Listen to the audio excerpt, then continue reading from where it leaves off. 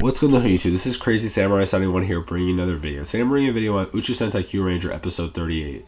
This episode came out this weekend and unfortunately I wasn't able to actually make a video about it because I couldn't find it until Monday.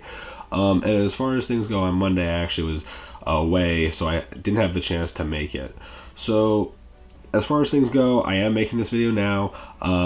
Power Rangers Hyperforce is coming out this, tonight, and I will be making a video on that. That'll go up probably around like 2 in the morning, as I typically do.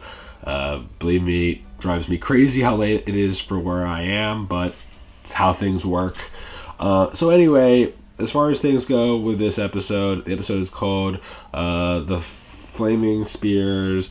I'm trying to think, what was it? It's Flaming Spears, The 9 Crisis Strike. And as far as things go, it's a really good episode. It focuses on show, but it also does a bunch of other really cool things in it. For starters, we ended up hearing about the whole Southern Crocs system and how there's the barrier and how they have to get the 3 other Kyotama that they need. Because if you remember from the last episode, we ended up hearing that there are 4 Kyotama that they need. Those include the Andromeda Kyotama, the Cepheus Kyotama, the Persistous Kyotama, and the Cassiopeia Kyotama. They have the Andromeda Kyotama already, but they need the other 3. And the way that they're going to do it this time is kind of interesting because typically they're actually getting a physical Kyotama when they go to the different systems. In this case, what's actually happening is that they have Kyotama, but they have to get the energy that represents the different legendary warriors of the past. So it's kind of different, and we'll get into that during this episode. For starters, what we end up seeing following this is that they're going to split the team up into 2 different teams. One team is going to go after the Cepheus Kyotama. The other team is going to go after the Persistous Kyotama. As far as things go, we're going to be seeing primarily the Cepheus Kyotama this episode. The Persistous will be the next one. And as far as things go with this one, we end up seeing following this that Madako's back, and she hasn't been back in about 20 episodes. She's going to be fighting the Kyurangers that are on the Persistous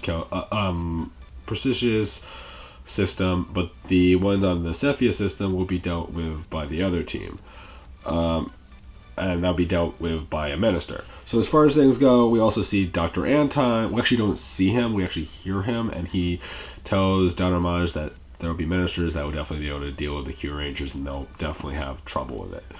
So following all that, we end up seeing the Kyurangers that are going to the Cepheus system, which include Tsurugi, Sho, Naga, I'm trying to think. It was Naga, Hami, Garu, and Raptor.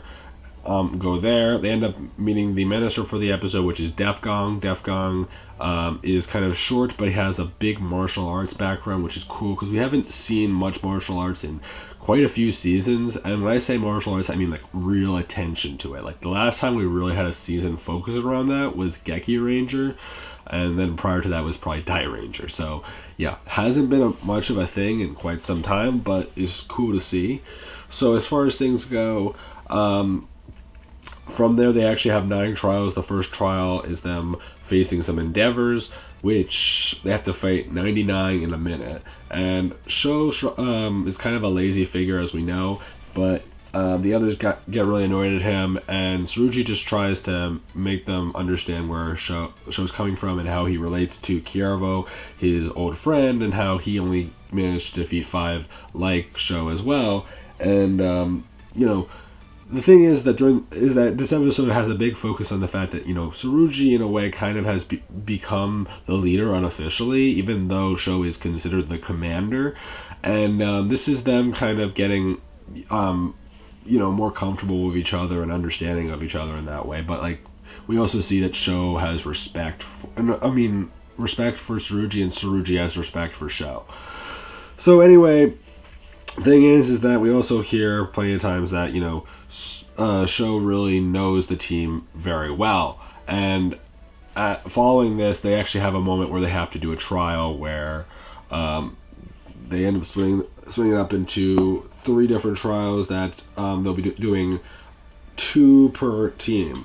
Now they actually do this twice around. And the first time around, they actually have it where, Sho definitely chooses the teams in both cases, but the starting situation was Sho goes with Naga, Hami goes with Garu, and Raptor goes with Tsurugi. And that leads to, different trials. For example, for the one with Sho and Naga, they have to do like a red light, green light kind of game. And the way that they make it work so that they win is that Naga has his... Sorry about that. That was a truck, and that's why I actually stopped right there. But, what do you call it? Naga has his abilities from his system, which he uses to freeze Sho in place, which doesn't really help him because of how old and how his back works and everything. And then on the other hand, we have another situation, which is where we have it where I'm forgetting right now. We have a situation where Hami and Garu have to cook something for two endeavors, and that's another one that's interesting. And then, like, the last one, I'm forgetting what Raptors and Tsurugi's was, but that was another one that was kind of interesting. And then eventually they have to do a different set of teams, which, like, I'm trying to remember what the other trials were, because I remember that, like, one trial was where they did, like, a staring contest, and I think it was between, like, Garu and Naga, and when Garu does it, he fails, but when Naga does it, he actually makes the two endeavors crack up laughing, so they lose. And then there's another trial where, like, Tsurugi and Sho work together, and they do, like, a shooting trial where they have to, like, shoot targets because they both have gun weapons, and that goes over pretty well. And we also see it where Hami and Raptor do a trial together, which they have to resist they have to resist the heat that comes from a hot bath that they're in, and it's kind of a nice scene. And then in each case, they all get captured except for Sho and Tsurugi, and by that point in time, they've done 8 of the trials, and they wonder where the rest of the team is, and they're not going to make a big deal over it, but then we hear a conversation between Tsurugi and Sho about, the team and how things are going, and, how they've grown and matured as a team and become fine warriors. So all this happens. Again, there are bits and pieces that I'm not really including here, but as a whole, it's really just about Sho realizing how his team has grown and how, he really has become a really good leader. And, as much as he may not be involved as much anymore, he definitely has become, he's definitely someone that should be remembered and thanked for what he was able to accomplish with this team, and, his thought process of deciding these warriors as the saviors. Very good on his part. So anyway, following all this, they have to do the final trial, which results in them having to at first fight Def Gong a little bit, but then he summons the 4 Kyurangers that are missing that come across as being puppeteered by Def Gong, and he's controlling them to attack Tsurugi and Sho. And at first they think, we don't want to fight our friends, but at the same time, we have to do our best. But Sho, being someone that knows the team very well, he ends up hearing certain things being said by the members of the team, or the fake team, because we end up seeing that there's actually these little discs that are the real discs that actually have the Kyurangers trapped in them. So what actually happens is that, for example, some of the things that were noteworthy were Hami and Garu calling Sho, Commander Sho, versus them just calling him Sho like they typically do. So it's an example of something that's different, because they don't give him respect, even though because he, in their minds, he doesn't really deserve it because of his laziness.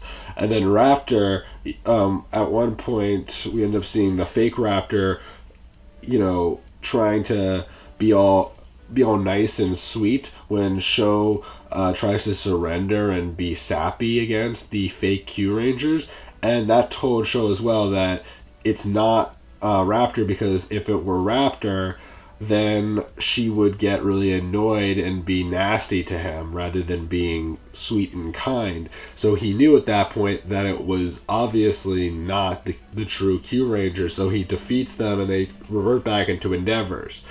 As far as Naga, he basically says, "Oh, it's intuition," but then Naga does a fourth wall break where he says, "So yeah, he just doesn't understand me at all," or whatever. It was just a really funny moment.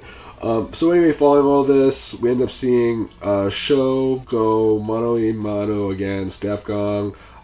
They end up doing some martial arts, and also the Q Rangers that are not Sho end up getting these Kyotama that make them do different martial arts styles against the Endeavors and against Defgong, and it's kind of fun and entertaining to see all that. In fact, at one point when Sho's fighting, Sho does a move that's sort of like a Kamehameha or whatever, which is kind of cool. But following all this, they do end up defeating Defgong. There is a mech battle, which leads to the Q Rangers doing a different configuration than they've ever done before with Ryoteo. In this case, they start off at first with the typical Ryoteo, which involves, Sho, Naga, and Garu, which, again, there's different ways you can obviously swap them, but what they do that's never been done in the show is they swap the arms this time for Giganto Ho's thrusters, which is kind of cool to see that used as arms, and they do a unique special attack to finish off Defgong. After all that is said and done, they end up finding the little coin, that one of the coins that had the Q Rangers in it, and when Sho touches it, it suddenly reveals the original legendary warrior that was from the. What's in the YouTube?